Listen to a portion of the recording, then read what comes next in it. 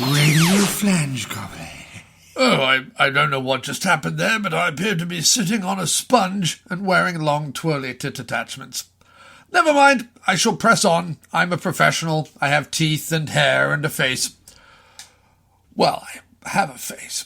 Anyway, you're listening to Radio Flange Goblet, and as you know, the COVID-19 pandemic hit us pretty hard here at the station. We lost the Gerald Thimp touches otters moment, 3 out of the 5 Barnaby Crutch sisters, the program we used to broadcast where small native Peruvians hit each other with large flaps of alpaca skin, while Robert Goulet sung sporting anthems and roasted a chicken. Ernie Plimsoll's hat, a serious dissection on the very real issue of hat arousal. Lermy Bumpkin's pulsating thoughts, some audience members from Screbby Gelb's limping cardinal hammering side piece, and we thought, nay prayed, that we had lost the after-movie diner because they hadn't shown up lately, and we had all started taking bribes to see who was going to get their leatherette talking trousers and oversized wobbly eggs. But they came in today with several rolls of tape under their arms, a picture of an inflamed Princess Anne, which they nailed to the studio wall with a Bowie knife, and a tray of month-old sandwiches, which they claimed to have stolen off the table at a church fete they crashed while having a particularly bad come-down from some amphibians they'd been licking round the back of Digbeth coach station. So, without further phlegm expulsion from me, here is whatever they've cobbled together in between their routine jelly-bathing, fistfights, and loud demands to have their nipples flayed.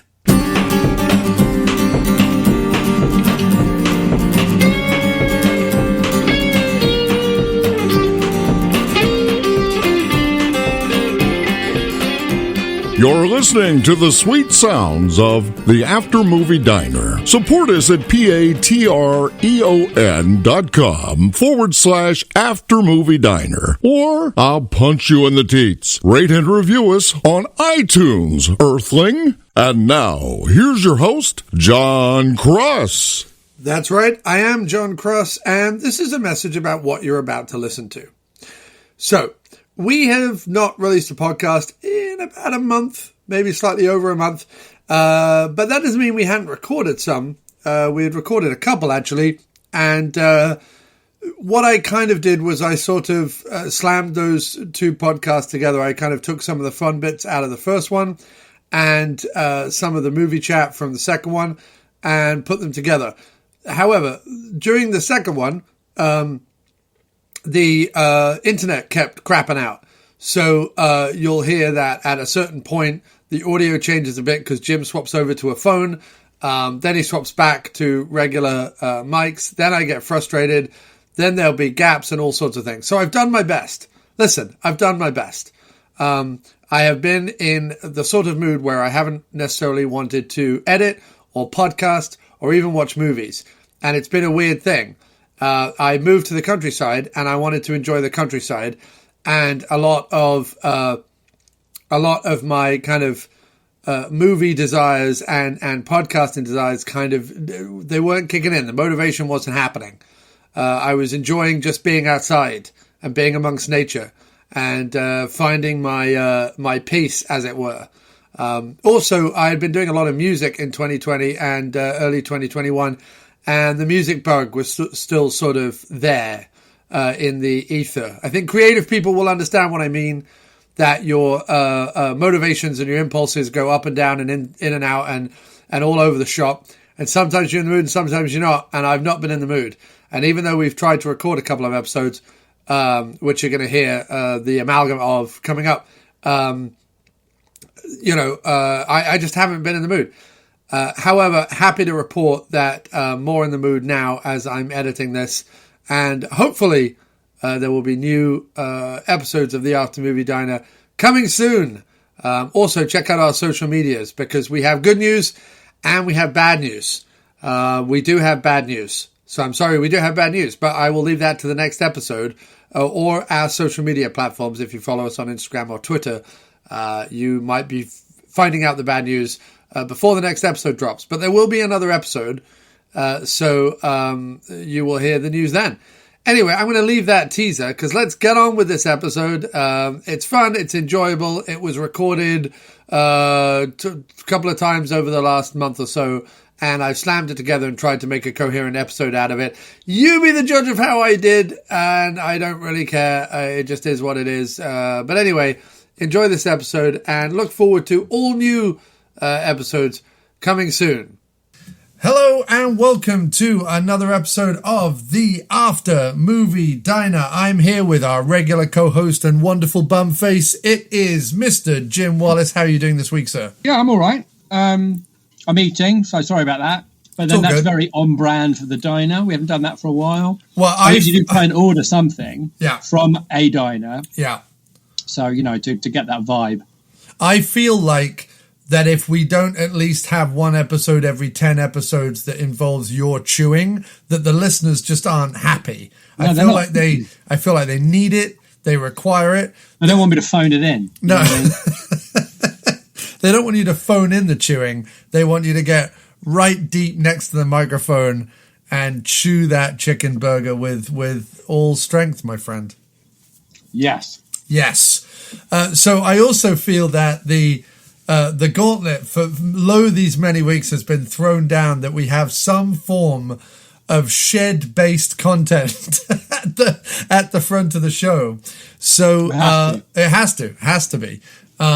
So a while ago, about a week and a half ago, I found Andrew Wilcox, I Love Sheds, or at Uncle Wilco on Facebook. So not on Facebook, sorry, on Twitter. I found Andrew Wilcox, I Love Sheds, or at Uncle Wilco on Twitter. And he was posting all about Shed of the Year. And it's returning for the 15th year. He is the 15 years. Yeah, he is the curator and writer of shedblog.co.uk. Wow. And in Shed News, in February, this is going back obviously to February now, but Shed of the Year returns for the 15th year. And I posted that I think the After Movie Diner, mainly about sheds in parentheses, I think that the After Movie Diner needs to sponsor the Shed of the Year somehow. That's what I said, right? Right. To which Andrew Wilcox, I Love Sheds, at Uncle Wilco on Twitter, said, "That's very kind of you, but we love having Cuprinol sponsoring us." Well, that's a proper shed-related company. Shed-related company, yes. He said... Not a bored hippie in Connecticut. Right. Maybe you can... He then says, maybe you can buy us some popcorn, which I don't know if that's a good thing or a bad thing. He's like, well, you can't sponsor us. Maybe you can buy us some popcorn. Like, he was making a movie diner joke, wasn't he? Isn't one of your, like... I would think that would be what it is. Yeah, no, I'm sure, but it's like a bad runner-up. Do I have to explain his jokes to you? No, it's not that. I'm saying you got so old. You like my gran now. I have to explain what jokes are. No, I understand the jokes. I think he was joking because you're a movie blog. Yes. And movies have popcorn. Yes, no, I understand what he was saying, but I'm saying it's a shitty runner-up prize to say, hey, I'm willing to sponsor your Shed of the Year show, and you go, just get me some popcorn. It depends if he mentions you on the show. Like, true. Very kindly, the After Movie Diner has sent us some popcorn. He got a shout out. More we don't know. No. The potential crossover audience here is huge. It's huge. Well, wait. If he's sponsored by Cuprinol, he's a proper... Just wait. Because the crossover is huge. Just wait where the conversation goes. Okay. So he said, however, we do have a shed load of sheddies who love their films, or movies as you call them, and turn their sheds into cinemas or theatres. I think he thinks I'm American because he's kind of translating everything from British to American. Well, you are based in America, so you can see how he No, totally. I wasn't leap to that conclusion. To which I responded, because I looked up, he posted a link to readersheds.co.uk, and I was looking through it, and I said, also one ingenious sheddist turned theirs into a diner, because there's all these sheds that have been turned into different things. Some are cinemas, some are diners. Okay, this is already like one of the greatest Twitter conversations possibly ever. And I said, we are a movie podcast who's found that a lot of their listeners like to listen in their shed. So sheds have become a theme of late. As of now, neither host has a shed, but that may change. And I posted a link to the Yankashire Diner, which is one of the sheds that has been turned. It's in Lancashire, but they call it Yankeeshire because it's a diner. I get it. It's American in Lancashire. I like it. Yeah. Right? And he said, yes, there's been quite a few diners over the past 15 years. And I said, I'm fascinated by and in love with the shed of the year. I've become an avid follower. Now I can't wait to get my own shed one day. And he said, we love to welcome new sheddies and people who want to become sheddies to our fold. And he said, we call our followers shed lovers sheddies, not shedists, by the way. Not that it's weird looking at sheds all day. So I'm already being schooled by the shed community. Yeah, as you should be. You're going to join it. Yeah, I just said like one ingenious shedist. Like I just made the word. I mean, sheddy or shedist. It's like the whole trekker or trekkie thing. You know, some people want to be trekkers because they want to be like, well, you know, I'm a trekkie, but I'm like a cool one, so I'm a trekker. Like I could take or leave trek. You know what I mean? But real trekkies are like, no, fuck it, I'm a trekkie and I own being a trekkie. This is nothing like that. This is some bearded goit who doesn't know the lingo saying the word shedist, and the guy who does know the lingo going, we're sheddies actually, but thank you for trying. He's very lovely, Andrew Wilcox, lovely guy. You've unmasked yourself as a dabbler. You've unmasked yourself as a dabbler in sheds. Yeah. And not a lover of sheds. You're a dabbler. Yeah. And my friend Stu, who is in Beijing, China, and I do not think has a shed either, although I don't know. He might well have a Beijing shed. I don't know. He says, I have followed and I am too a newbie to the shed world. And Andrew says, welcome as well. We are mainly UK sheds, but we have a lot of international ones. But the British shed is pretty unique as they are mostly small, but the rest of the world is catching up in terms of modern shedism. And I want to let everyone know that my new home in Connecticut is nary a cough and a trip from a shed selling place called The Barn Yard, and they sell little sheds that are they look like barns or whatever, but they're little sheds that you buy them like built and you take them home or whatever. And so yeah, I live near a shed selling place now. Are you going to buy one?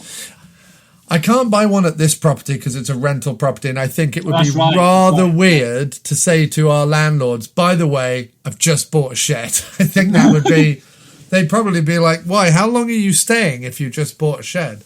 But in our new property, wherever that may be, I will most definitely be getting a shed. I am all over sheds right now. Shed of the year is my thing. I'm very happy about it. You should see some of these diner sheds and movie theatre sheds. I mean, they are just fantastic. So I urge all of our listeners who are either shed-based or fans of the shed. Or shed-adjacent. To follow Andrew Wilcox, I Love Sheds. Even if you've only ever found yourself occasionally wistfully looking at a shed. Yeah, listen. That qualifies. It more than qualifies. I think the wistful staring at a shed is a beautiful pastime and one should do it. So I changed, after this conversation, I changed our profile to the After Movie Diner, and then in parentheses, mostly about sheds, to which it caused Andrew Wilcox to private message me. He said, nice profile change. He said, I've been meaning to start doing a podcast about sheds for years, and even got the domain shedpod.co.uk and @shedpod, but can't seem to get motivated.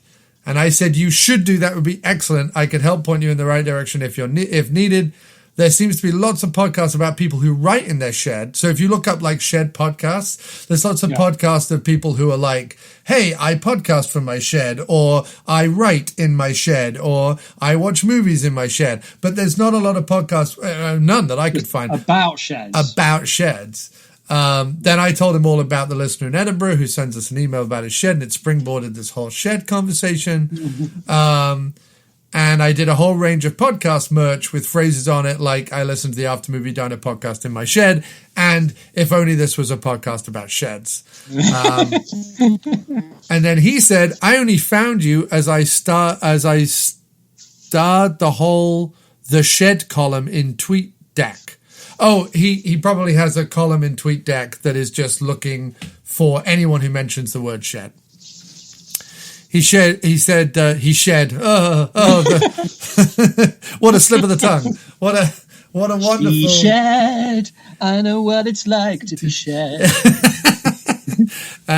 He said, and one of your listeners was tweeting about it, so I looked at the thread. And then he said, thanks, I will pick your brains if I make a decision. I know a lot of shed people, so it would be about the sheds and them. And I'm saying, Andrew Wilcox, if you listen to this episode... if he does, he's going to get a rude awakening as to what we're about. We're about to plumb the moral depths of humanity. Yes, we are. But I just want to say, Andrew Wilcox, we love you and your shed-based blogging activity. Hurrah to the 15 years of Shed of the Year. And even if we aren't an official sponsor, we love it and are telling every one of our listeners, all one of our listeners, to go over to the Shed of the Year show, which can be found on shedblog.co.uk. So shedblog, hashtag Shed of the Year. And not shedblog.co. No, shedblog. Not shedblog.co and then like pause. No, shedblog.co.uk. Don't confuse people. This is Shed News. This is important. There's Shed of the Year. There's the Shed Shop. You can go to the Shed Shop and buy a shed from these popular UK shed companies. So they have all the shed companies included. There's even a New Zealand shed if you are a well-known sheddy from New Zealand, to get the vernacular correct, Jim. They are sheddies. Okay. So is it like a bowl of... So is a collective noun of a group of shed enthusiasts a bowl of sheddies? I don't know. I will have to ask a keeper of Shed Blog, Andrew Wilcox, I Love Sheds, also known as Uncle Wilkie on I think Twitter. It should be a bowl of sheddies. That's what I think. Well, there we go. That is our shed-based related content. That's all for this week's Shed Talk. Yeah, Shed Talk. Thanks for joining us. Yes, indeed. We are 25% vaccinated because there are two of us. I am 50% vaccinated. Jim is not yet vaccinated. So the whole podcast is 25% vaccinated, which is very exciting. I don't like our odds. No. I don't like our odds of surviving to the end of the podcast. But it's very exciting. At least, at the very least, with our dignity intact. With our dignity intact. Well, I don't know about you, but if I ever had dignity, if that was ever a thing that a cross possessed, and I'm not sure it was, but if I ever did have dignity, then it has long since oozed out of me. I think I saw you lose it one September afternoon in that sandy playground at Amesbury. I seem to remember. That's probably when I left. You looking around, a bit lost. At the age of 6 or 7 or whatever it was. That was it. What was that? That was your dignity, mate. That was it. It scooted off. What it did was it oozed out of me like a bad B-movie alien slug and scurried away, all rubberized and gelatin, off into the bushes, where it probably got my dignity, my slithery B-movie alien slug dignity, probably got humped by a squirrel or something. No more than your dignity deserves, mate, being humped by a squirrel. Yeah. So that's what happened, and that's when my dignity left me. How are you, sir? How are you doing? I'm all right. A bit knackered, but I've got a week off next week, which I'm really looking forward to. We've taken to watching movies in installments. So last week we watched US Marshals in 4 installments. Oh, and this week we've been watching the Peter Jackson King Kong in, I think we had the third installment? No, second installment. So 3 installments of the Peter Jackson King Kong. It's quite fun. Is it, or is that problematic? I feel like a movie. Well, because I feel like a movie in its essence, especially a cinematic movie, but any movie, it should be lights off and focus on the screen as if one was at a play or whatever, and you watch the whole thing. Normally, I would agree with you. Play out. I mean, when Peter you're Jackson's unwinding King from a long Kong day. is 17 hours long, so... Yeah, well, that's why it helps. And when we were watching the extended cut, because we so it's just very cruel. This is long time ago when, and we didn't have a lot of money, and we I don't think we had Netflix, and so we would get stuff from the library and from thrift stores, and they had like the Peter Jackson extended edition King Kong on DVD, like 2-disc edition. So okay, great. Just one movie, just 2 interviews of Peter Jackson about how you make a monkey look realistic or whatever, right? Yeah. And they had just one, but who gives a shit? So we get in, and we watch it. We go, oh, it's really good. There's lots of extra scenes, extra dinosaurs, like what's not to like? And then at a certain point in the movie, screen goes black. He goes, please insert disc 2. You go, what? The movie's so long you had to put it on 2 DVDs? I've never even heard of that. So... we didn't have disc 2, so we'd spent however much, I don't know, it was only like a few dollars or whatever, but bought and forever doomed to never know how the extended edition, played out. We would, and here we are, many years later, living that dream. Suddenly, financially afloat enough to blow $12 on Amazon to buy the movie. I love the. So there you go. I love the secular nature of that story. I love that it had a happy ending. Right. And but I can only imagine the frustration of sitting through 90 minutes or 2 hours or whatever of the extended edition of King Kong, only for a thing to come up that says insert disc 2, and you're like, I can just picture you in a very Jimsy way. Be like, I don't have bloody disc 2.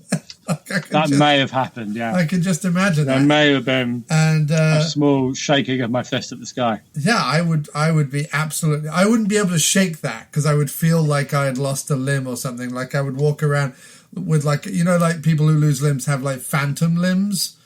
I would have like phantom second half of movie syndrome.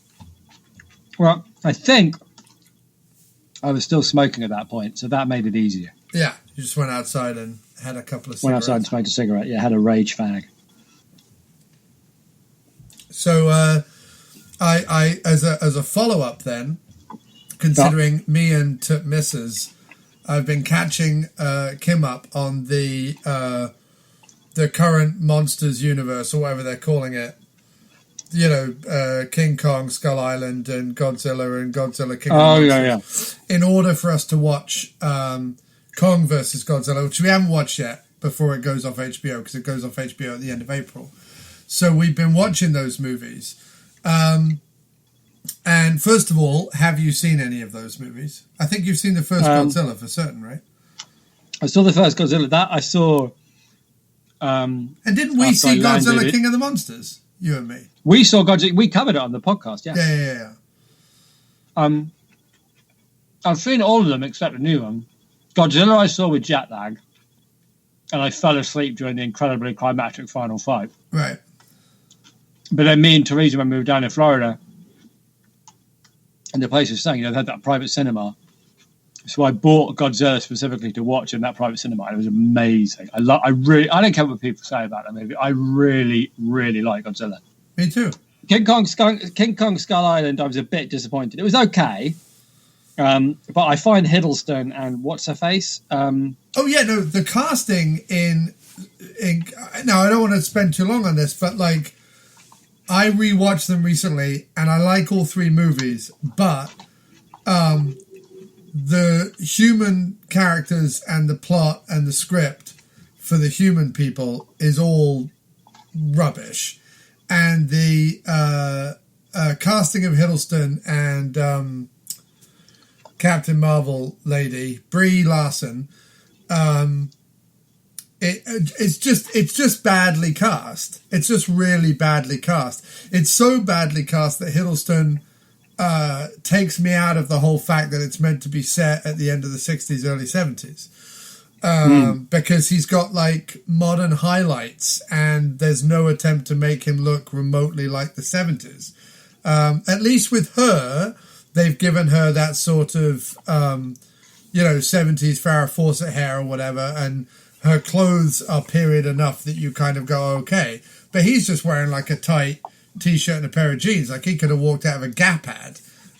So it not only does that throw me off, but it also throws me off the fact that they're, it's all set up with John Goodman and his fella going to find Hiddleston because he's the one tracker who can take them through the jungle.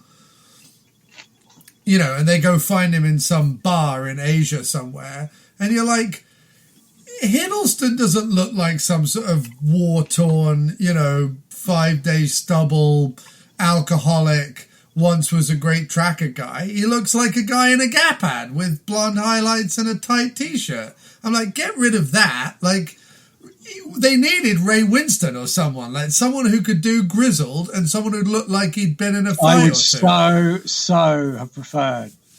I mean, I don't know that it would have been a hit at the box office necessarily, and that might be, in hindsight, attributable directly to the casting of Ray Winston as the heartthrob male lead. But I definitely would have enjoyed the shit out of that. Okay, well, even if you want, like, I know people would be like, well, no, he doesn't belong in this movie. But even if it's someone like Statham, someone who could do relatively grizzled.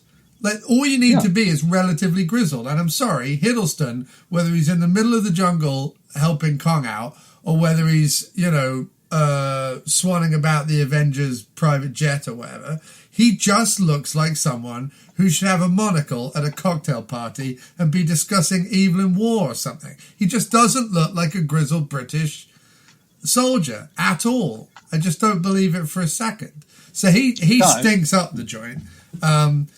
But the thing that I've realised, the thing that I have come to love and embrace about these movies, and especially on second watch, is that it is very, very, very, very, very obvious that where the focus, concern, and effort has been placed is entirely on the monsters and the monster fighting.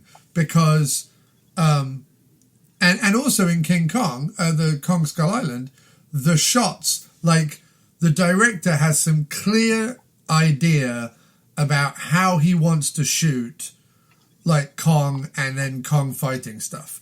The sequence with Kong fighting the Kraken octopus thing looks straight off the front cover of like an old pulp magazine, like an old monster pulp magazine.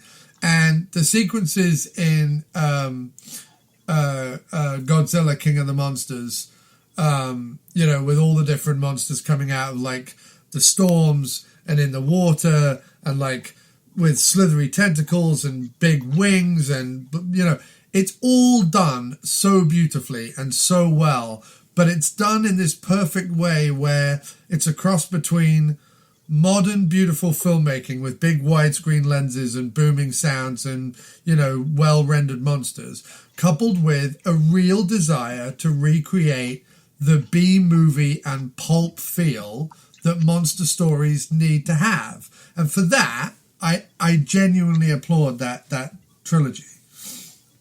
Fair enough, mate. That's how I felt about it. So I will report back on Kong versus Godzilla because I haven't seen it yet. But when I do, I'll report back on it. All right.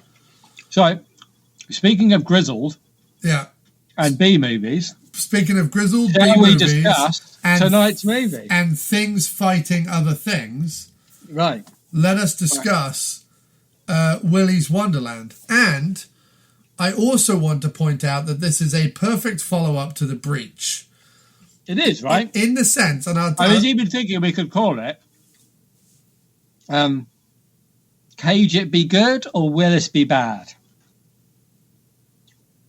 Yeah, okay. Just a thought. Yes. Just a thought. No, the reason why it's a good follow-up to Breach is that in the Breach episode, which just went up, the conversation goes to, why is Bruce Willis doing movies like this? And was this the lowest budget movie that we've ever seen? And what could he have done to improve it? And yada, yada, yada. There was a lot of conversation about that.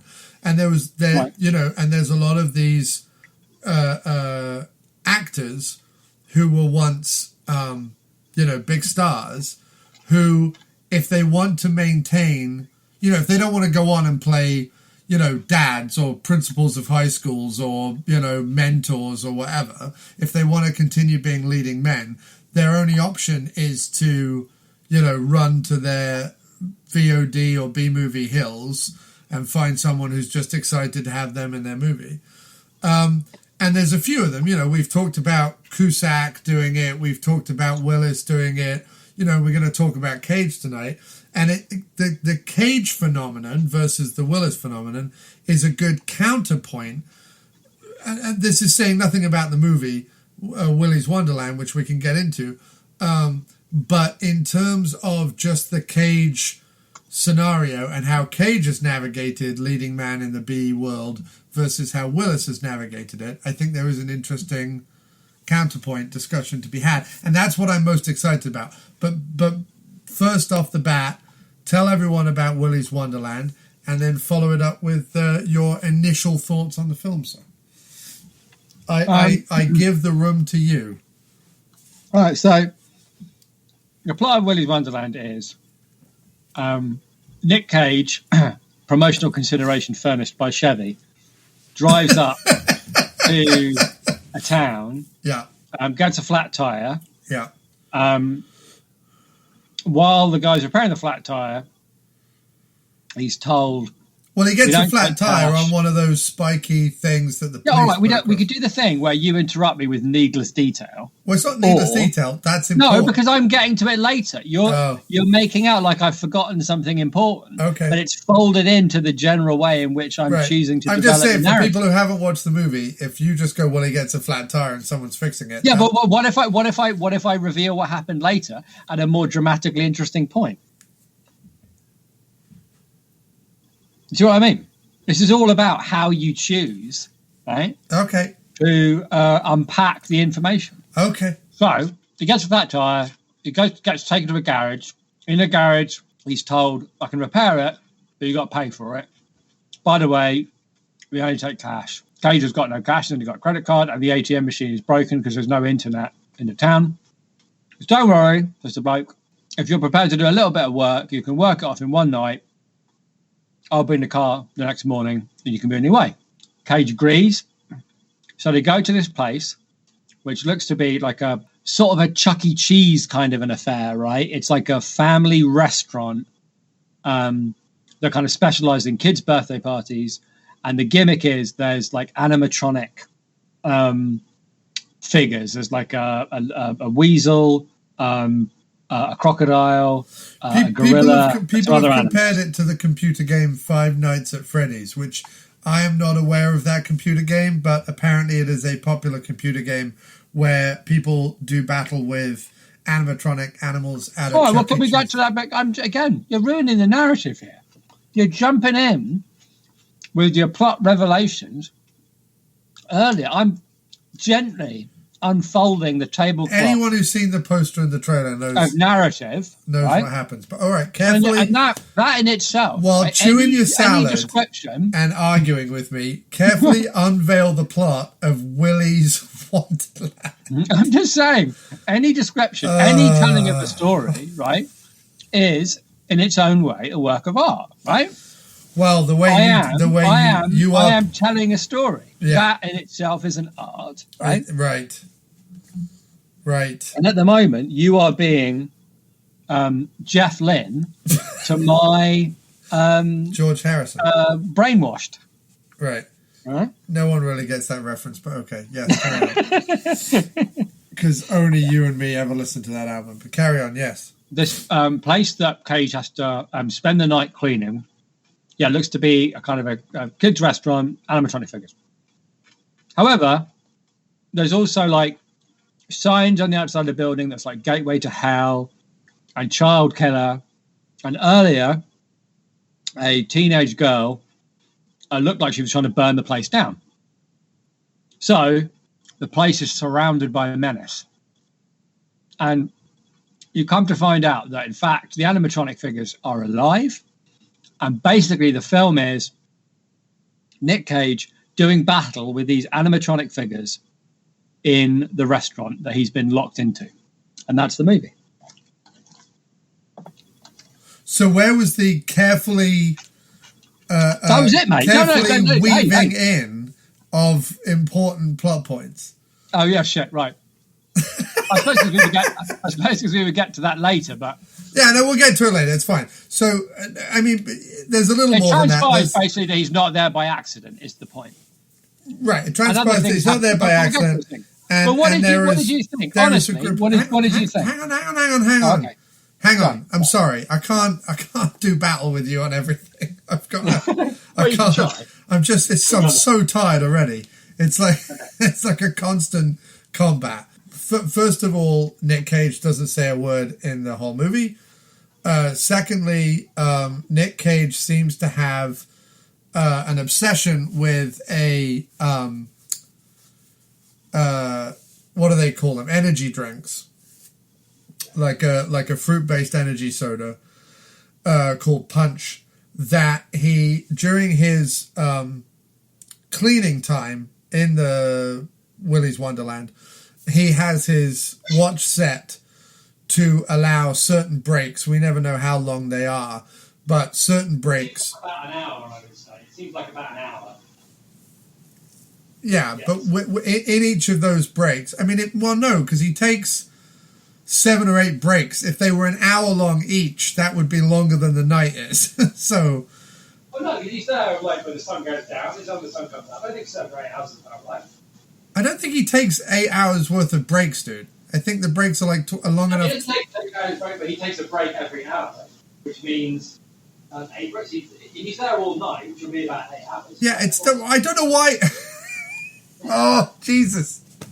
It doesn't matter. He takes a series of breaks in which he drinks one of these punch sodas and plays a pinball machine.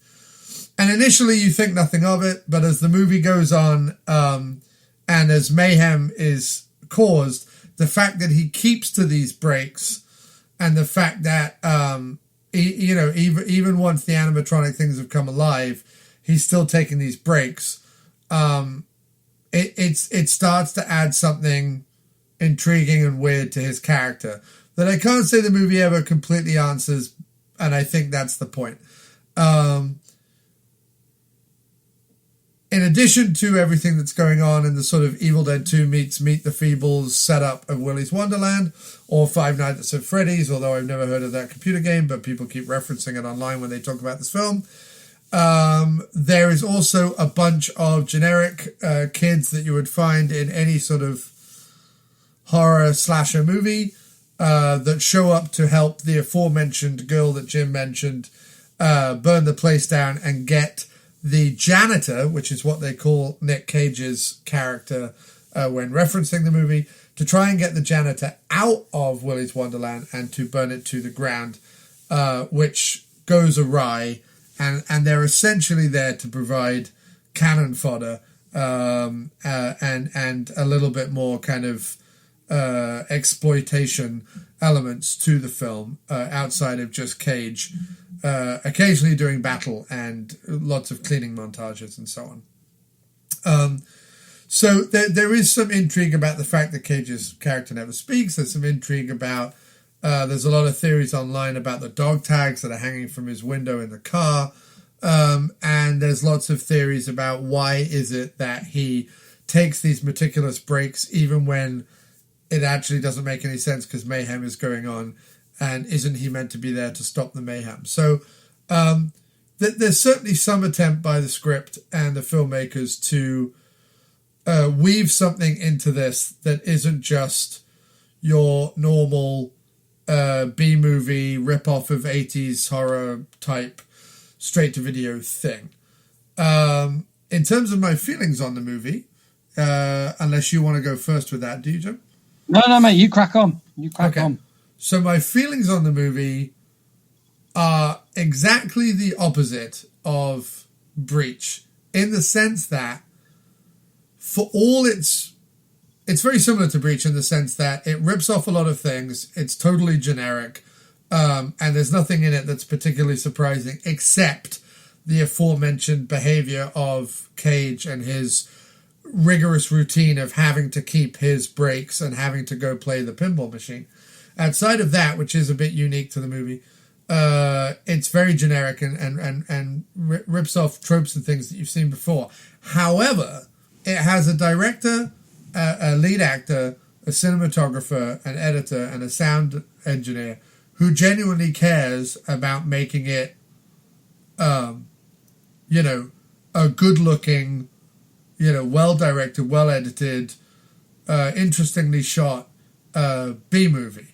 It wasn't necessarily shot in a way that I would shoot it. Certainly the fisheye lens blurry thing was a bit annoying, but it was at least a movie. All the criticisms we had about Breach was they didn't bother to light it properly. They didn't bother to cover up how cheap the sets were. They didn't bother to do any sound design, etc., etc., etc.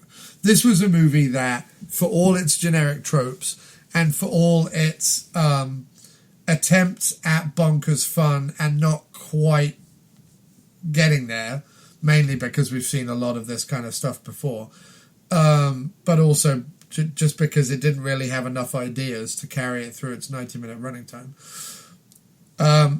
It at least had a cast and crew who knew how to light a set, knew how to do some sound effects, knew how to do a good score, and so on and so on and so forth. Like, it had the production value that meant that it looked at least better, in essence, than the sort of B-movie script and B-movie sensibility that it had. So that's my main thing. In terms of, like, did I like it? Did I enjoy it? It's kind of it's got a 5 point whatever on IMDb out of 10. And I'm like that. Yeah, it's like a 5.5 out of 10 in terms of, overall.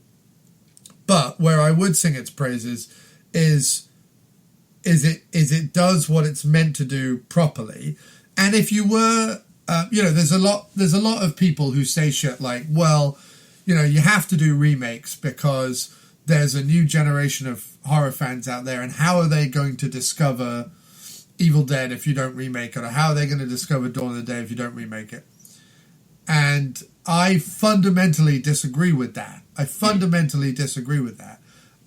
don't think that you need to remake anything to go back and find Evil Dead. However, let's say that new generations are not going back and finding old movies, right? What they're finding is Nic Cage and Willy's Wonderland, right? For a new generation, no, it's not anywhere near as good as Evil Dead 2, and I'm not about to say that. But for a new generation that doesn't have those frames of reference that we have, this would be something new for them. This would be something different for them. This would be something that was well made for them, and something that I think that they would get a ton of fun out of. If I'm being fair. Yeah, I think that's fair. So that's where I come at it from. All right. Well, I enjoyed it a lot more than that. Okay. I didn't enjoy it as much as The Trust, for example, but no. I think what I enjoyed about it most was its complete and total commitment to its ideas. Yes. And it didn't, like, so often, like, a promising idea just gets ditched because they can't be bothered to keep it going.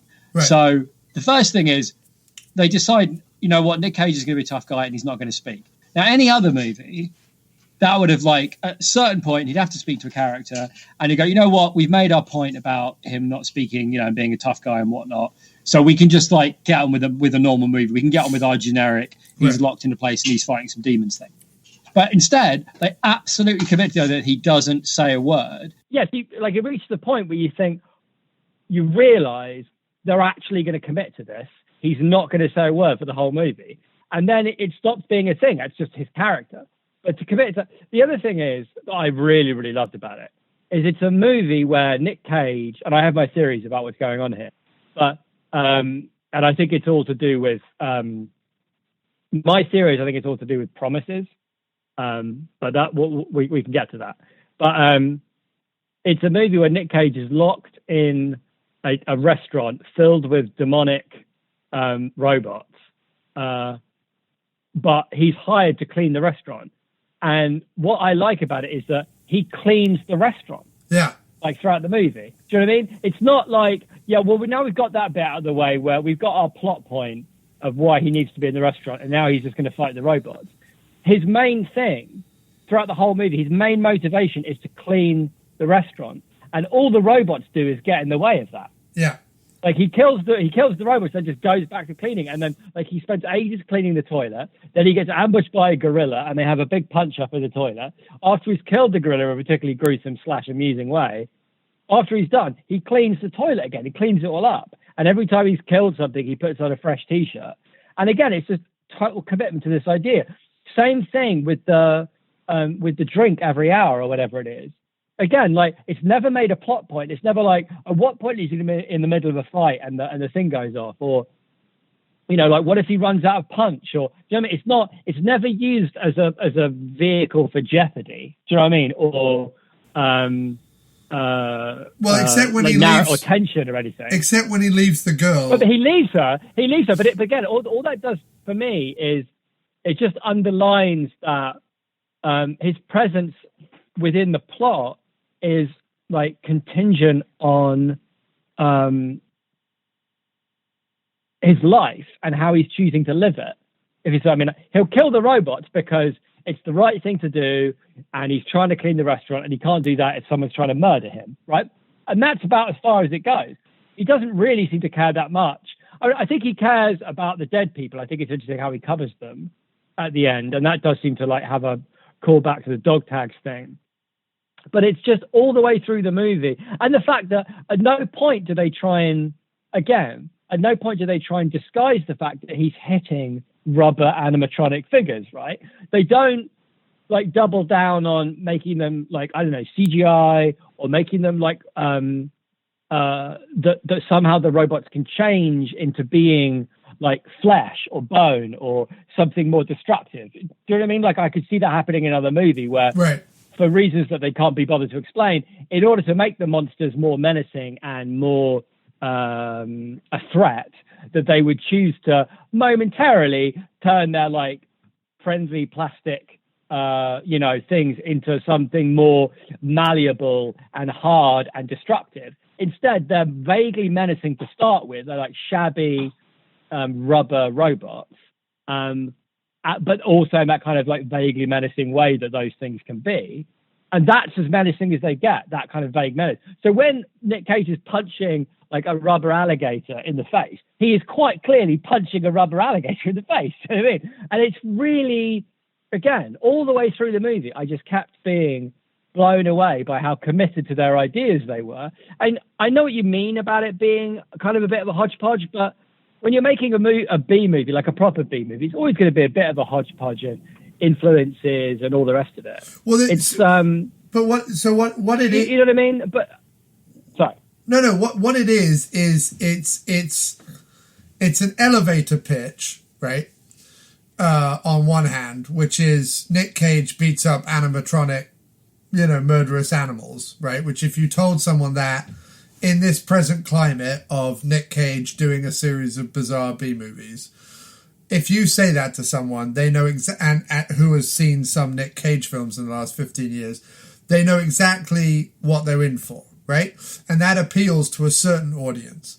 But then the idea of a horror comedy, any horror comedy, appeals to yet another audience. And then, then there's like the third, I guess, either VOD audience who just watch anything that comes onto Amazon Prime or whatever.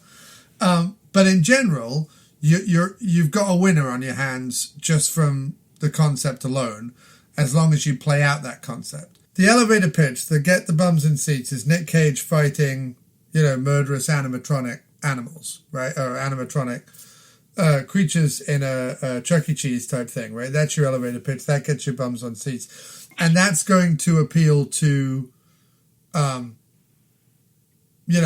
generation, because of the intrinsic, like, oh, what's Nic Cage doing next kind of question.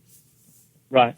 And our love of, like, weird-ass B-movies. And just the fact that so many movies are so generic these days that, we're hungry for anything that's different and out of the ordinary.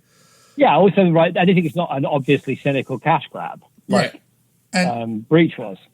And the other hope that I would have is that a younger audience discovers this movie and, you know, it becomes their, like Mandy did or like whatever, it becomes their, you know, B-movie of this year that they all kind of enjoy. It did have kind of like a late night Channel 4 feeling to it, didn't it? Like the kind of thing that you and I and John might have watched one night, late at night on Channel 4, and it become a bit of a favourite. As you say, before we'd maybe seen other things, or even knew anything about Nic Cage, but there was a lot of it that seemed very committed and very sure of itself. Yeah. And it's impossible not to be like drawn to that. And it was well made, and that will always get points from me. If you're going to go the low budget video on demand, Nic Cage is your star route. You know, the one thing I'll say about Cage is that at least all his movies look like movies. You know what I mean? They're not like Breach that look like it was filmed in a warehouse in Bratislavia or whatever. Anyway, so I'll definitely give it credit for that. And you know, if I'm going to be fair, I hope that the younger generation get out of it what we got out of, you know, our B movies back in the day. I really do. I really hope that it's a Meet the Feebles for them or whatever. I think it's difficult for me to watch it and, you know, 100% applaud it because, like I say, I've seen a ton of stuff like this before. So it's difficult to watch it with completely fresh eyes. You know, you said that it sticks to its ideas, which it does, and I appreciate that. However, I don't think it has the strength of its convictions in the sense that it wants to kind of have its cake and eat it too, in the sense that it wants to stick to its quirky ideas. It wants a quirky question mark, Nic Cage, who is he, what is he doing there, mystery, obsessive compulsive kind of thing at the core of it. But then it has too many like generic expectant tropes thrown into it because it wants to kind of say, oh, don't worry, this is just a fun bullshit movie. Like, don't overanalyze it. In fact, the writer has said in interviews, like, check your brain at the door. There's nothing intelligent going on here. Like, this is just meant to be fun and stupid. To which my response would be, well, it's not fun enough and it's not stupid enough. It seems to have an interesting idea on one side, which it commits to 75%. What it doesn't do is it doesn't commit to the fun, bonkers, stupid side enough to get away with it. Doesn't commit to the bonkers madness enough for it to get away with, well, don't worry if the intelligence doesn't come through. It's just dumb fun. It needs to be really dumb fun. Like, there's a reason why something like an Evil Dead 2, and I'm just going to keep referencing it because my brain at this point, at this time of night, cannot think of another reference right now, although there are many. But there's a reason why a Reanimator or an Evil Dead 2 or a, Halloween 4 or whatever, there's a reason why those things are what they are. And it's because they knew how to do, you know, wild, crazy, bonkers, keep the blood pouring down the wall, fun kind of thing. And this movie, while it's intriguing and has some intelligence and has this interesting character, and while Nic Cage is clearly reveling in it and doing all that he can to squeeze every last drop of fun juice from it, it's too generic in its fun for it to be truly off the wall, if that makes any sense. I know what you mean, but I would still, to an extent, first of all, I disagree that Halloween 4 is a better movie than this, but that's just my opinion. I'm not saying Halloween 4 is a better movie than this. I'm just saying... You were just struggling for references. No, I do get what you mean. Knows what it is and knows how to keep it churning. Yeah, I know what you mean, but I feel like it's more... It seems to me more like you said, they have their elevator pitch, so they have to stick to that. I do think there is some meaning in Cage's character and what's going on. There is, and I have a theory. I do too. So do you want to swap? Should we swap theories? Yeah, you go ahead. You go with. All right, I'll go first. So my theory is. Oh, what is Jim's theory? Let's leave this tantalizing cliffhanger hanging in the air like a cliff, because we've got a break for some adverts. I hate having to do this, but it keeps the world going round for whatever reason. So the Aftermovie Diner does not endorse any of the bollocks you're about to hear. It's all nonsensical gibberish, probably some kind of fucking Geico commercial. And while we're at it, fuck insurance companies, fuck Geico, and fuck insurance companies that think comedy sells insurance. All of it is punchable. The progressive woman, the fucking emu guy, the fucking, I'm a hot dog seller that's really selling wet teddy bears. Like, fuck off! And fuck off Geico. Anyway, there's some adverts coming up. I apologize hugely for those adverts. I hate all of them. And the Aftermovie does not endorse them. However, it does keep the Aftermovie Diner free, rather than a Patreon-only podcast, which we could do, but then only about 4 people would listen. So, here are some adverts. Put up with it. And then, what's Jim's theory? We're getting into theories. We're getting into wild speculations and theories, and it's all exciting. And yes, that after this break. I think he's a soldier or an ex-soldier. And I think he has been betrayed. And he feels like throughout his life, he's made promises to do things that he has not been able to follow through on, right? So whether it's Afghanistan or Iraq or whatever, he's gone to those places being told this is what you're here for. And so he's made a promise by being there to, his country, promises to the army, promises to the people that he's supposed to be protecting, that he feels like he's been unable to follow through on through no fault of his own, right? That his career at this point has been one of broken promises. Right. So when he's offered the deal for me to repair your car, you need to clean the restaurant. He takes that at face value, and everything that happens to it, whether it's, satanically possessed animatronic children's toys or teenagers over their head, on a revenge mission, he has promised to clean the restaurant. And so everything that happens, and I include the energy drinks and the breaks, is how he has grooved himself, right? How he's honed himself to be the person who can best achieve those goals. So you can almost imagine him in some war zone or whatever. Once his tour is over, he goes into the game room, whatever, drinks his caffeinated drink because he doesn't get, there's no time off for sleep, and he plays the pinball machine, and then he's back out again doing whatever, right? So that's kind of the feeling I get from it, that it's about fulfilling promises when you're in a position to do so, regardless of whether those promises are ridiculous or no longer necessary or helping nobody really, or even putting people in danger. It's, I will follow through on what I promised to do, and that is how I live my life. So that's what I think. And that's a really fair assumption. I completely see that could be a decent fan theory, and the only hole in that I have, and there's going to be a hole in every theory, so please don't take this personally, because there's holes in my theory as well.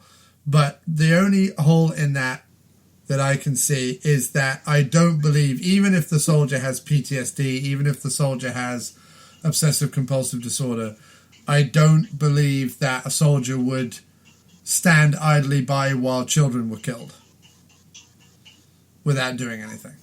But I feel that's transference. I feel that's transference of an idea of nobility or cinematic heroism.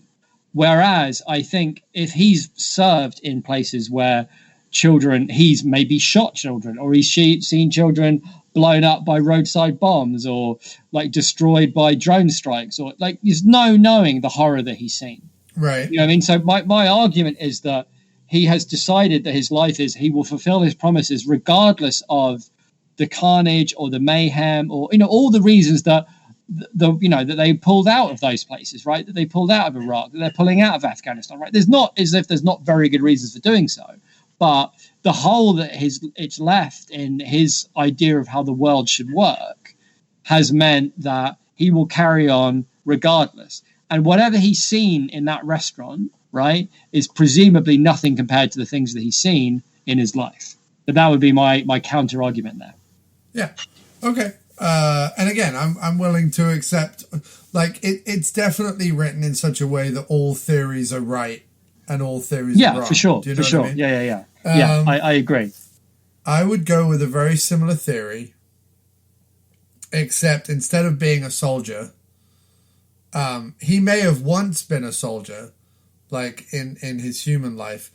I'm going to say that he is either death or the devil or something like that. And I think the reason why he's behaving the way he's behaving inside the Wonderland is because, notoriously death and the devil or whatever has been depicted in fiction as making deals, right? Or, taking deals or whatever it is. And he makes a deal for his car to be fixed in order to clean the restaurant, wear the T-shirt, and take breaks. The guy says, like, don't forget to take breaks, like whatever's in the kitchen, that kind of thing.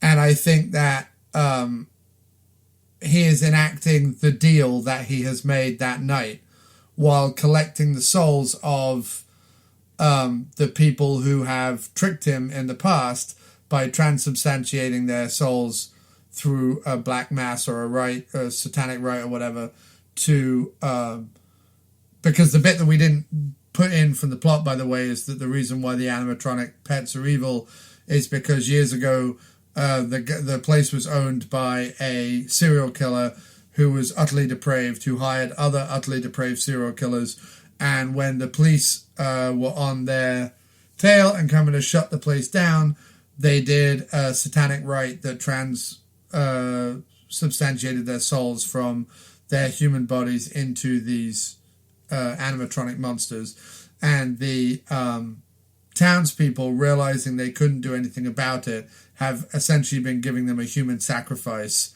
every week or every night or whatever. I don't know how often, but at least regularly. And so my idea, just because of the slight otherworldly, detached, silent, odd way, almost robotic way that Cage, because I was running it through my head the whole time through the movie. I was like, is he one of the serial killers who was like transubstantiated into like a nearby kid or something rather than being in one of the puppets? Like, is there something there? Is he, because he was so robotic and so, or was he a robot in some way? Like, I was trying to play it out. And those were my two theories. My two theories were either he was one of the psychopaths who was transferred to not one of the puppets, one of the animatronic puppets, but rather like a nearby child or something, and grew up to be Nic Cage, and then is coming back home to like fight or whatever, or come back to try and join his place maybe. And my other theory was he was like death or the devil or whatever you want to call it. So I have to say I really like your death theory. I that stands up with the deal aspect of it. I like that. I think you're right that the very fact that it's the animatronics are possessed through a satanic ritual opens up the doors to, well, if there's satanic rituals, then there is a Satan, right. And if there's a Satan, then there are angels. There's clearly another world. There are deals to be made. Yeah, I think I like that idea of that. It throughout history, there are literary depictions of death or the devil and making deals where you have to stick to the rules. So and I forgot about that. You don't forget to take breaks and wear this T-shirt and stuff. And you're right. There's a definite. There's something there. There's something to that. So yeah, and I guess I felt like I also, again, that idea of commitment. I liked how committed they were to we're not going to explain this. We're not going to be like, if there's anything I hate more, it's like, oh, well, it's because they rubbed this magic fucking lamp and it all happened. And what we have to do to make it stop is to rub the magic lamp backwards or wearing a hat or whatever, right? And it's like, we just got to get to the magic lamp. And it's all, instead it's like, no, he just has to survive the night and clean the restaurant. Nothing's going to change throughout this movie, right? Yes, he'll be attacked by various satanically possessed robots, but he has to clean the restaurant and then he'll get his car and he'll leave, and that's all he wants. And that's, you know, the end of the movie. And even her getting into the car, because I also got, I don't know about you, I've got like a couple of From Dusk Till Dawn vibes about the whole thing, right? There was definitely From Dusk Till Dawn, and the end was very like, you know, well, not what happened with Juliette Lewis and George Clooney in that, like, she got in the car, but there is definitely, I do like the deals idea, but again, it's just a commitment to where, in some ways, we're going to go against, you know, B-movie law, and we're not going to abandon our gimmicks as soon as they, you know, get in the way of what's, you know, an easier way of telling a story or a more digestible way of telling a story. They're committed to a really unusual way of telling a story, and that harks back, I guess, to kind of 70s movies where they were, you know, more style over substance. But in a way that, I don't know, they're allowing, it's not that many films that allow Nic Cage to have fun and where that doesn't become either irritating or out of character somehow. But like the bit where he's playing the fruit machine at the whatever it is, the pinball machine at the end, and he's doing some like very small but peak Cage things. You know, like, but like from the good Cage period when he would be playing like a straight guy, but he'd do something slightly weird. Right, and very intense. That would be like, wow, no one like acts like this. And that's what he was doing. He wasn't going full Cage. It was just that kind of. So that was all his idea. That was not in the script. The dancing while playing the pinball. The other thing that kind of made me think about the whole. There's another nice thing about the pinball and the breaks, and then the fact that kind of each fight with the monsters gets like more and more crazy or more and more difficult for him, and maybe this plays into the Five Nights at Freddy's ripoff. I don't know, because again, I only know that from seeing people write about it online. I don't know the game myself, but this idea of sort of each time he goes on a break, he has to like level up. Like he's playing a game on the pinball machine, and at one point we see him literally bust through like the million score or whatever it is. It goes all to zeros, like it's all nines, and then it goes all to zeros. And that's when he's doing the funky dancing, and he kind of goes, yeah, and whatever. And there's this idea that, that I've seen floated about. It's not just my theory, but this idea that somehow levels him up in order to be able to face the very big bad Willy the Weasel at the end, which he does have more trouble defeating than he does the other. Yeah, that makes sense. I mean, I think again that's what I like about it, in that you know, picking and choosing of certain influences is, in my opinion, a good thing if you're bolting it to like some committed ideas and to that you know what you want to do. You know what I mean? It's like it's the difference between Baby Driver and Hot Fuzz. Right. You know what I mean? Where there's like lots of good ideas and lots of things pinched to make Hot Fuzz good. Yeah. But it's bolted to like an idea that they're very, very committed to. Yes. And are not going to let it go for the sake of just, you know, because it's easier. And Baby Driver is just like, here are all the things I think are cool. I'm going to put them in a movie and every single thing that happens is like the easiest way to get from A to B, because I'm not interested in that. Yeah. And it's why it was such a shockingly terrible movie. Yeah. But that's what I liked about this one, is that, it's got like, and all those things like, what if it was a bit like a video game, and, you know, or what if it's a bit like a deal with the devil, or whatever it was, works if you don't have to go all the way down that road to explain that, because you're committed to this idea of, All that matters is he cleans the restaurant. And that, I think, is what made me fall in love a little bit with the movie, was the bit where I was like, he's really going to clean the restaurant. You know what I mean? He's not just going to sit there and tell, you know what I mean? Like tell war stories in a corner to somebody on a phone. You know what I mean? Like all the easy ways they could have gone. How do we get through the night? Like he's staying the night. So what do we do? Is it like war stories? Is it talking to somebody on a phone? Is it, you know what I mean, a burgeoning relationship? Is he going to have to, you know, atone for some sin of the past? None of that. He went there to clean the restaurant, so he's going to clean the restaurant.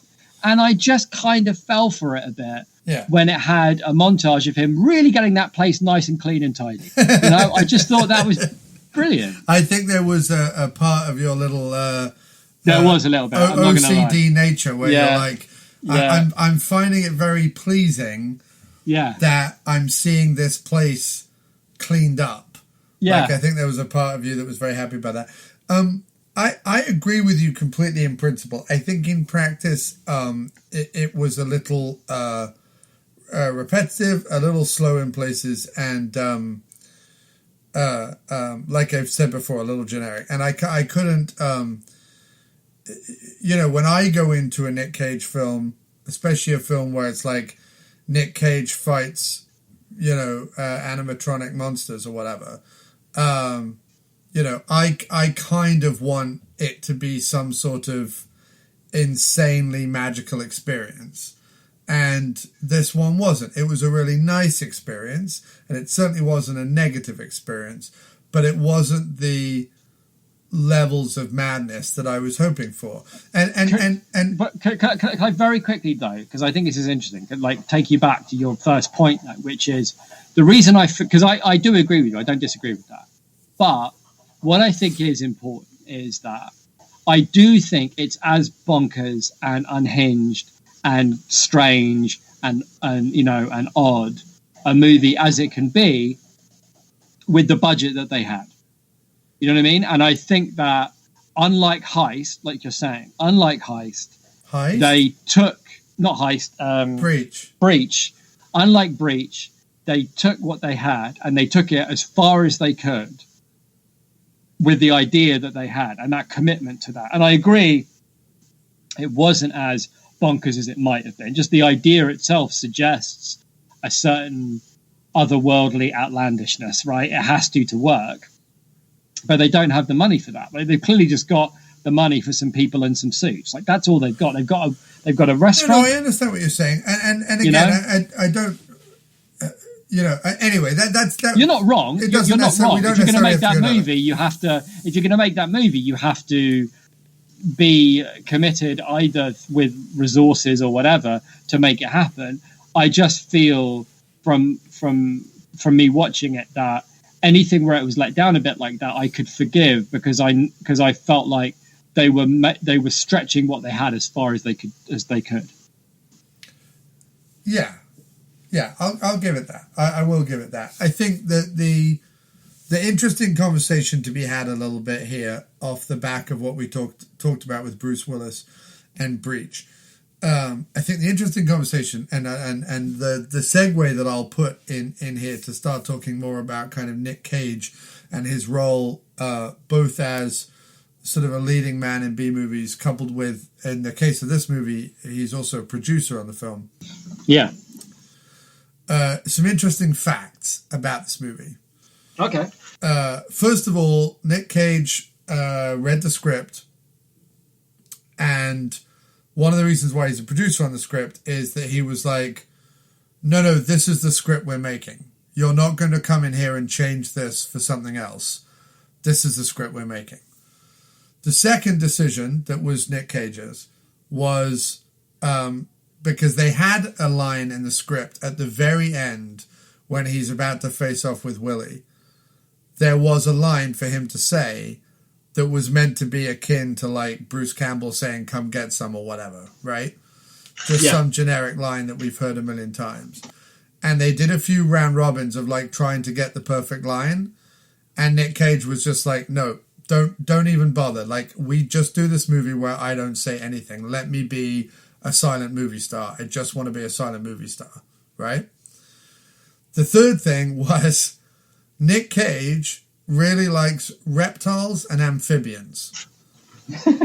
So 2 of the monsters that were meant to be mammals were changed to a chameleon and an alligator to appease Nic Cage.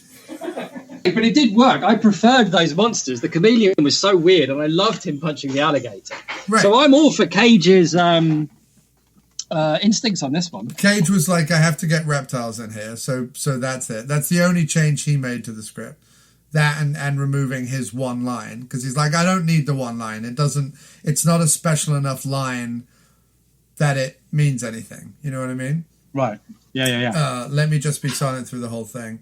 And what was the other thing that Nic Cage brought to it? Oh, and the dance moves at the pinball.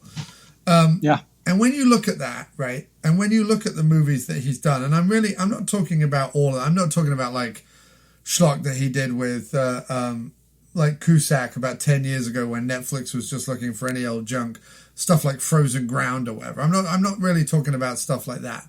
I'm talking about, and it probably started with, well, to be fair, it started years ago with stuff like Vampire's Kiss and Wild at Heart and all these kind of movies that he did back in the 80s and 90s, Valley Girl and things. These movies that he picked back in the 80s when he was starting out, he did not take, he was the nephew of Francis Ford Coppola. Like, he could have taken any easy route into stardom, you know what I mean, that was offered to him. And instead he was like, no, I want to do this mad movie where some sales exec becomes a vampire or whatever. And I want to eat a live cockroach on screen. That was his pathway, you know what I mean? And I want to do, sure, I'll have my run of being a leading man in action movies, but I'm going to make sure that I'm the most cagey leading man in action movies.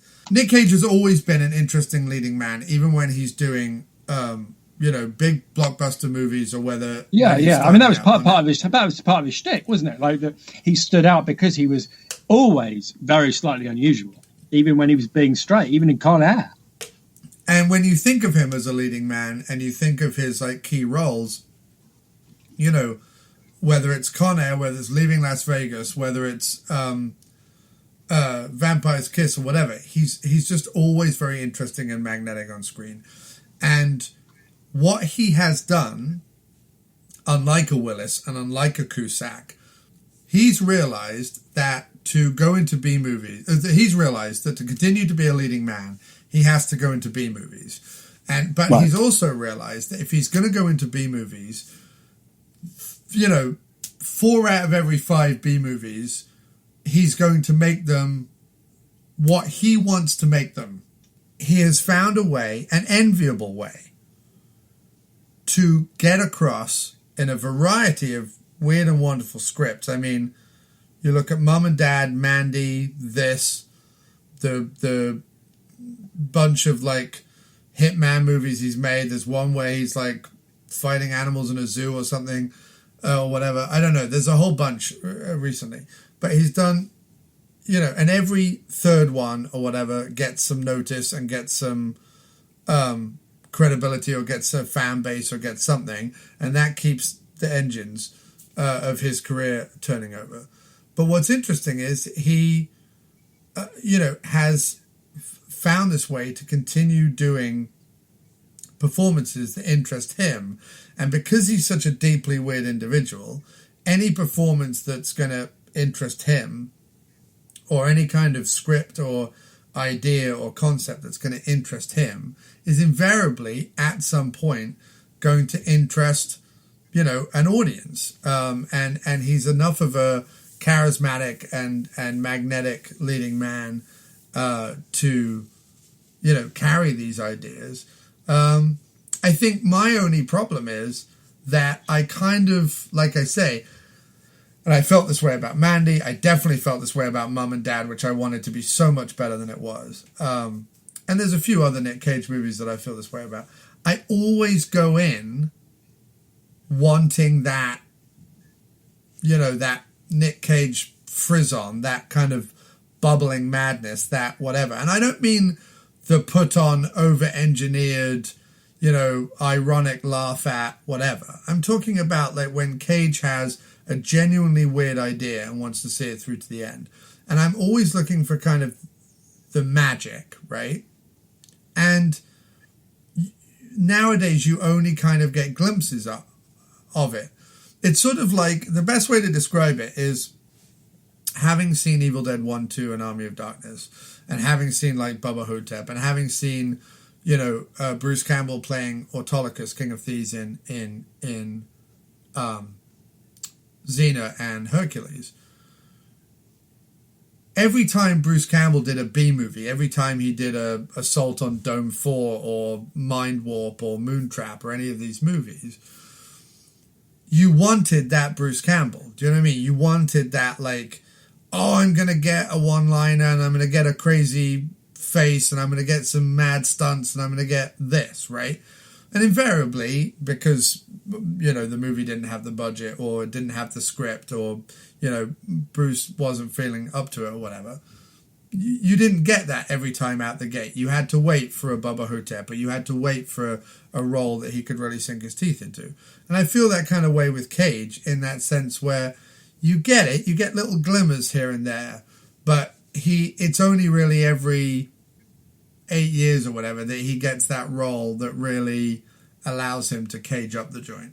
But I've got to applaud his efforts, that as he's gone into video on demand, leading man in B-movie abyss, that he's at least trying to do it in an interesting Cage way and not just showing up and putting his Fizzog on the poster. You know what I mean?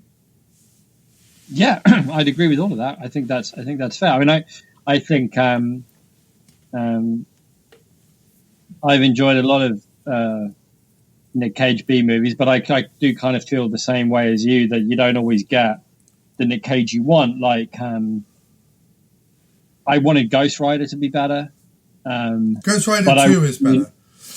Oh, okay, I haven't seen Ghost Rider. But I really enjoyed the one where him and Ron Perlman play knights escorting a witch through the depths of the Black Plague. And I wasn't expecting much out of that one, but I really enjoyed it. Was that Outcast? A really fun one. I can't remember what it was called. It might have been called Outcast. Did it have Hayden Christensen in it? No, I don't think so. It was him and Ron Perlman, okay, as a knight in like medieval Europe, transporting a witch, and it was a lot like this, in that it had a premise and it was committed to it, and everybody involved was, like, fuck it. Ron Perlman was like, fuck it, I'm here with Nic Cage, we're making a movie where we're knights, we're transporting a witch, let's go. And Nic Cage just, found a character, noble knight, struggling with, in a battle between good and evil that he feels like he can, enjoy. And that I think is the thing. It's like, how do I, like you said, how do you cage up this joint? And it's not always an easy way. You wouldn't necessarily think in The Trust that there was a way to cage up the joint, but that's like his best performance in years, I think. And so the movie he's been in for years, but it's on the surface a very straightforward, crooked cops get caught in a crooked deal movie. Like there's no like supernatural element to it. Arguably, he might be better off not being overshadowed by the ridiculousness of the plot, right? Now, I think that's what I liked about the Black Death one, in the two knights transporting a woman accused of witchcraft across a like plague-torn landscape. I'm down for that story. And then if you make one of the knights Nic Cage, I'm even more interested in that story. But it's not Nic Cage first outlandish story. It only makes sense because Nic Cage is in it, kind of a thing. You know what I mean? Yeah, completely. So I guess that's where this one. But then that's why I liked this one, because it wasn't just leaning on Cage. If anything, he was being very, he was dialing it down, like, an extraordinary amount. He barely spoke. Well, not barely spoke. He didn't speak, but I mean, he didn't act all that much, right? There wasn't a lot of gurning. There wasn't a lot of physical stuff. He was just very centered and focused in the movie, just like his character is. Even though there's all these deeply peculiar things happening around him, the fact that he stayed quite centered in his performance. It seemed like he was very controlled. Everything he did in the movie, even when he was like getting very like losing control slightly with fighting, it still felt his performance was controlled. You felt like the when he lost control temporarily while fighting, it's because his character was losing control while fighting. You know what I mean? It felt it didn't feel like a slip of his performance, or I'm just going to go for an easy, over the top laugh here. It felt like a deliberate choice within the performance to do that thing, and the whole movie played out like that. It played out like Nic Cage made a choice and built a character and committed to it all the way through from beginning to end. And I really enjoyed that. So as a follow-up question then, if we did Willis in Breach and Cage in Willy's Wonderland, is there another B-movie actor out there who we can do, like, see what they're VOD up to? Well, what was interesting was one of the other movies that I talked about maybe wanting to cover was Russell Crowe in Unhinged, which I actually watched right after Willy's Wonderland last night. And and weirdly, to tie it in with the whole Cage thing, was that there was an article I found on the movie Unhinged where, I think it was on the AV Club, where they literally went, like, Russell, don't go the route of Nic Cage, right? Because Unhinged was a weird one, and we certainly don't have time to get into it now, but it was just interesting that there was this article that was saying about Russell Crowe, like, don't go this road of sort of trying to do these sort of weird sort of genre B movies, while at the same time constantly saying in the article, Russell Crowe is so far from being a leading man anymore that, I guess this is what he has to do. And what was interesting about the article is exactly what I kind of said about Nic Cage. Is Nic Cage realized that at an age where he could then make his own path. But you're right, when you have these guys like a Cusack or whatever, or Willis, who are just like, well, I guess I have to be in B movies now because Hollywood recycles their leading men seemingly about every 8 years now. I mean, yeah, that's true. Chris Pine and Chris Hemsworth will all be too old to be leading men in the next 5 years by Hollywood standard, not by our standard. By the days of you being able to be Sean Connery and still be a leading man into your 60s and 70s, it just doesn't exist anymore. You know what I mean? Even Kevin Costner has had to go find miniseries and movies made for TV to go do. Even and there are very few people who have been able to, in the last 20 years, sustain a career where even as unless you're a character actor, no leading man is having this kind of longevity unless you go into B movies. In terms of other people who have done it, it's actually interesting to see that particularly when I think of like weird B movies, not when I just think of B movies, but when I think of weird B movies, the two names that weirdly come to mind is the Harry Potter guy, who seemingly realized, well, I'm never going to be Tom Hiddleston or whatever, so I might as well go off and do like weird indie stuff. He did like Horns and Guns Akimbo and a bunch of like weird little B movies. There's him. There's guys like we did that Vampires in the Arctic movie with Lawrence Fishburne in it. Like Fishburne kind of went off and did. Fishburne is on occasion, yeah, for sure. Slater's done a little bit. You'd have to find those guys who were big in the 80s and 90s. That's really who you have to kind of go find as to who's doing them now. I don't know. Yeah, I don't know who it would necessarily be, I guess. I would have to stumble across it and be like, and this isn't the first generation to do it either.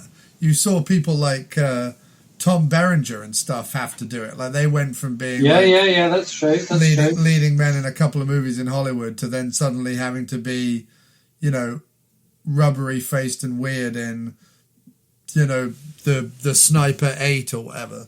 Guy Pearce does a few weird ones. I've always had a soft spot for Pearce.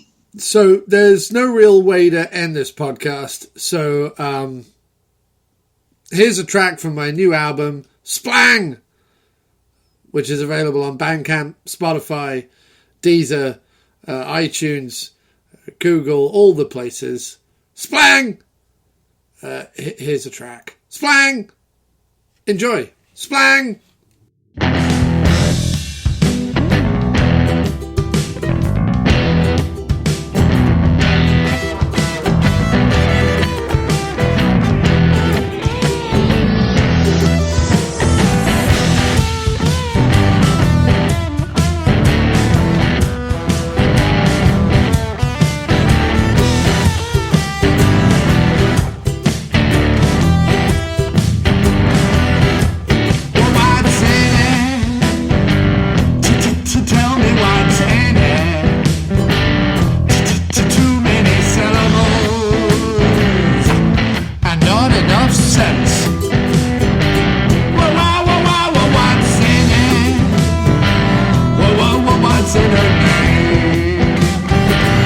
What's in the future?